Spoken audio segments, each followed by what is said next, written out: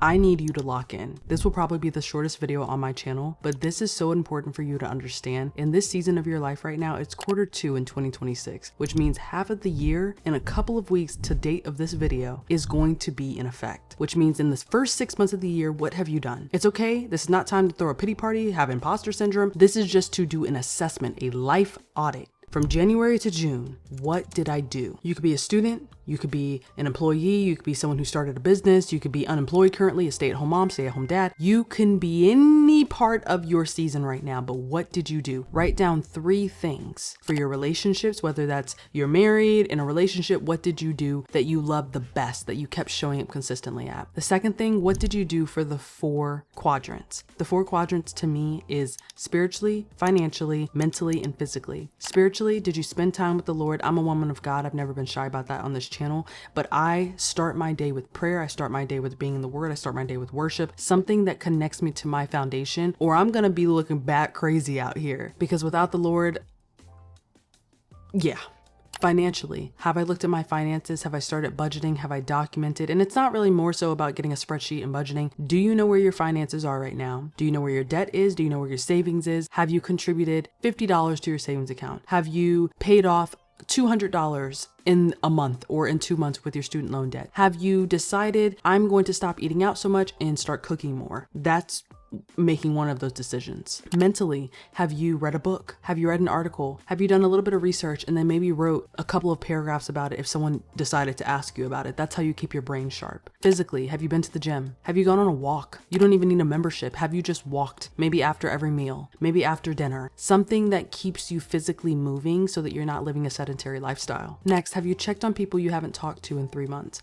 This includes grandmothers and grandfathers if they're still lucky and fortunate to be alive right now. If you have other people in your lives that you don't talk to every day and maybe not even every month, have you checked in with them? Call up a friend that's been on your mind and just check in with them. See how they've been. Truly ask, like, you were just on my mind. Is something going on? 9 times out of 10, something is going on and they just need someone to know. Even though we're at a distance, I hear you. I see you. You're loved. I'm here. I'm a phone call away. Maybe you rekindle a friendship. Maybe you guys have coffee dates every other 2 months because your schedules are too busy. Don't know, but you don't know either. So you have to get back in it. Locking in also looks like, how do you feel when you look at yourself in the mirror? If this is a mirror right now, for me, I know my hair is going to change. Like, this was just vacation hair. I love the braids. They served a purpose, but it's time to lock back in, get back into my natural season, or get a little silk press to see what's up. I'm purging my closet. I don't wear 80% of the clothes that are in there. They're going to a women's shelter. I don't wear 80% of my clothes. I don't wear 80% of my shoes. I'm getting a couple of staple outfits, getting a couple of cute outfits that really fit my age appropriately, because I was still wearing things from college just because they still fit. You're now a different version of yourself than you were when you were 20 and 19 and 18. Dress like it. Doesn't mean you got to go to all these big luxury brands and buy outside of your means. It means get a couple of basic tees. I'm wearing one right now. A white, black, cream, olive green. Like, you'll know, I know I do well with olive greens, butter yellows, burgundies.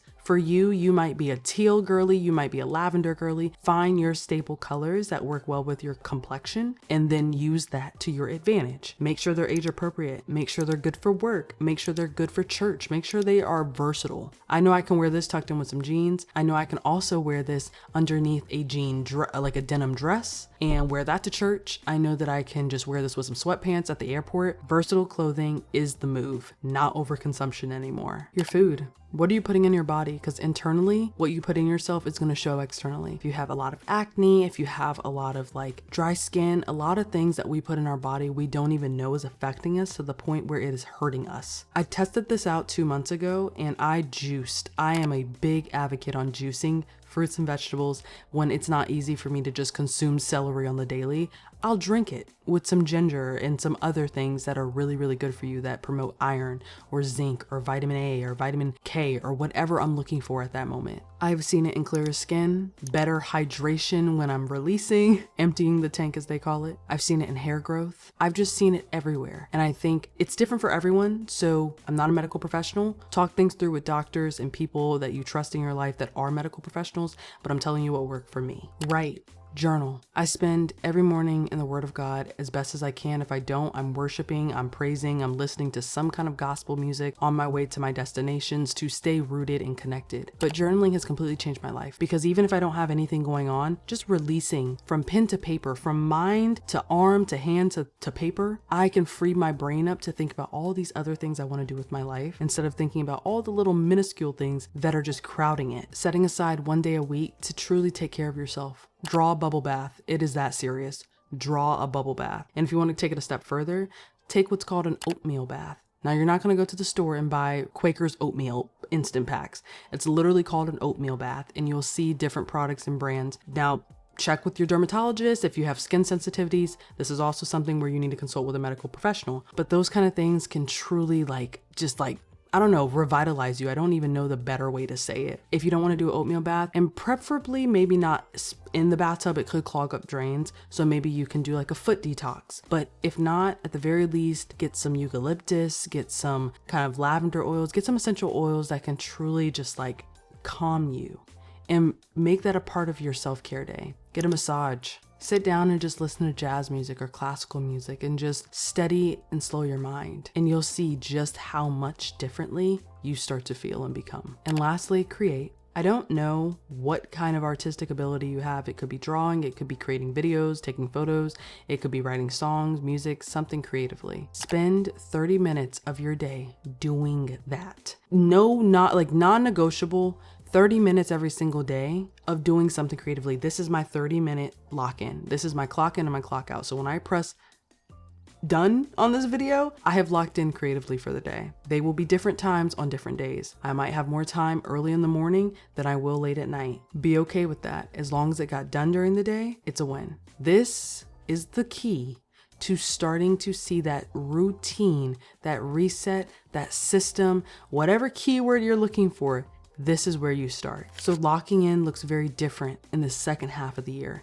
Don't focus on what you didn't do. Focus on what you now still have to accomplish. There's 6 more months, God willing, left in this year. You can change the life you have not seen yet. Don't let limiting beliefs. Don't talk too quickly. I got a video for that right here. So please watch it after this one, and why it's important to zip it, stop oversharing until results speak for you, and know that things are going to start drastically changing once you believe, you put in that effort, and you don't rely on your own strength.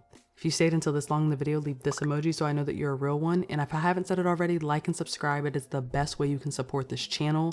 If you do nothing else, give this video a thumbs up so someone else can lock in for their dream life and understand that their life can truly change.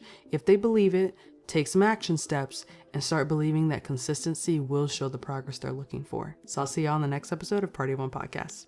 Peace.